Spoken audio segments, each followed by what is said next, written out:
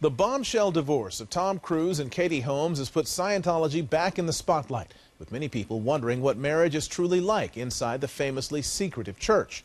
Tonight, the story of a Southern California couple who met, fell in love, and married in the Church of Scientology. Tanja and Tanja Castle were high-ranking insiders devoting their lives to the church. But Tanja says she was pressured to divorce Stefan and never speak to him again. Pressure, she said, was so intense she felt trapped and took extraordinary steps to leave the church and its international headquarters in Hemet in the dead of night. But I knew there were cameras all around the wall. I came up with the plan of how to get around. It was a little bit surreal. I took the ladder to the wall. I see my heart was pounding. Okay, just go. I kind of just took a deep breath and jumped. The lights all went on. August 2006. Tanja Castle's final frantic exit from Scientology. I could see headlights, so I just knew I just had to run straight for that. Tanja Castle grew up in Scientology and joined the Sea Org, Scientology's elite religious order, where she met and married her husband, Stefan. When I went into this into the Sea organization, I knew I was making sacrifices, and I was happy to do so. She spent 13 years working as executive secretary to top church leader David Miscavige. To the most dedicated Scientologist I know. David Miscavige, best friend and best man to actor Tom Cruise. Miscavige is known to be a volatile, demanding leader. Over time, Stefan says he fell out of favor with David Miscavige. It just basically came down to Tanja was more his secretary than she was my wife, by miles. Tanja Castle says over the years she was pressured by church officials to disconnect from Stefan and end their marriage. Why that had to be destroyed? You don't have to destroy people's marriages. Disconnection is the term the church uses to describe how some Scientologists cut off communication with family members or friends who choose to leave the church. The church told us in a statement that disconnection is a self-determined decision and voluntary.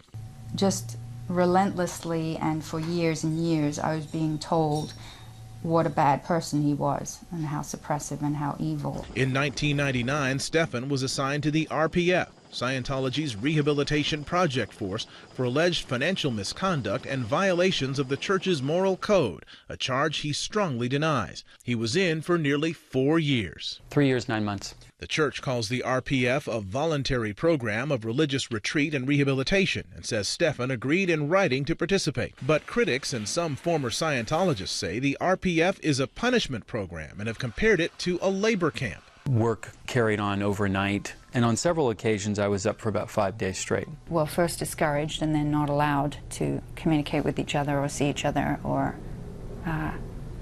be a married couple. Tanja Castle says the still married couple defied those orders, staying in touch by cell phone. But Tanja says when David Miscavige found out in the summer of 2004, she was demoted. Their cell phones were taken away, and Tanja was sent to live in near isolation in a remote corner of Scientology's sprawling international base near Hemet. Somebody was watching me all the time, and I would get my meals brought to me by a security guard. The church denies this, telling us in a statement that Tanja, quote, lived in an apartment in town or a house rented or owned by the church on a public street and traveled to and from work every day.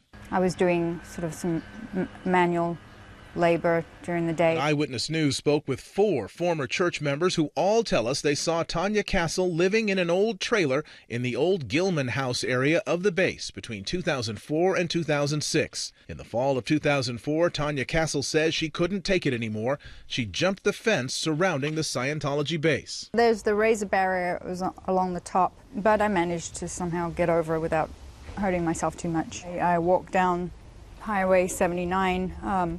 One of the security guards saw me. Tanja says that security guard alerted Scientology executives, 2 of whom she says followed her down the highway in a van. She grabbed my arm. I just started sort of shouting and telling them to leave me alone. But Tanja says the Scientology executives eventually convinced her to get in the van and return to the church. I really was concerned about getting into a situation where they would try to take me back. The church says any allegation that Tanja was followed is a lie. 1 month later, Stefan left the church. And then they wanted to put me back on the RPF. And it was sort of one of those moments. After Stefan left, the church offered him this $25,000 check. In return, Stefan had to sign a lengthy contract that prohibited him from ever contacting anyone in Scientology again. Stefan assumed that would include his wife, Tanja. There's something here, like, why do they want to give me $25,000? I took the check, I signed the document, we did it on video. Stefan took that check and the contract straight to an attorney. And he said, well, look, this is actually illegal. They have your wife. Stefan returned the check and canceled the contract, hoping to reunite with Tanja. But Tanja, still in semi-isolation, says the pressure to disconnect and ultimately divorce intensified. Somebody sat down with me and basically sort of worked me over until I was feeling like I had no option other than to sign divorce papers. He's a suppressive person. You just need to write a letter of disconnection. Tanja finally did write that letter of disconnection, and in early 2005, the couple divorced. It's like overnight. Your chest is very cold, and it's like a void.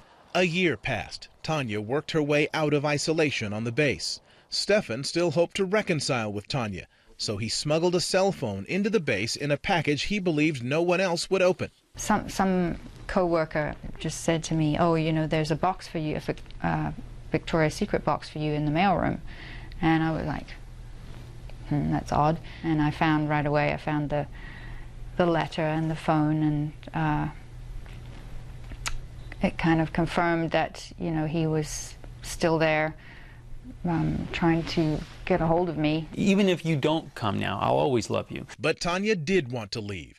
In the summer of 2006, they hatched a plan for Tanja to scale the fence again, but this time Stefan would be waiting on the other side. As soon as he said, okay, now, I took the ladder to the wall. There was actually about that much of this barbed wire stuff, security wire. I kind of just took a deep breath and jumped. All the floodlights went on all around. I said, okay, I'm on the other side. I see you, I'm coming. And I started running that way. I pulled up in a car on the highway. She came, got in the car. I mean, obviously that we were It's all very new. overjoyed that we were back together. And this really happened. Was that 7 years that we were kept apart? That's crazy, you know. It's been 6 years now since that fateful night. Tanja and Stefan are living here in the LA area. They're running their own business. They're happy, healthy, and they're expecting their first child, a baby girl, due any day now. Actually, she's overdue. Any hour now, the baby is due.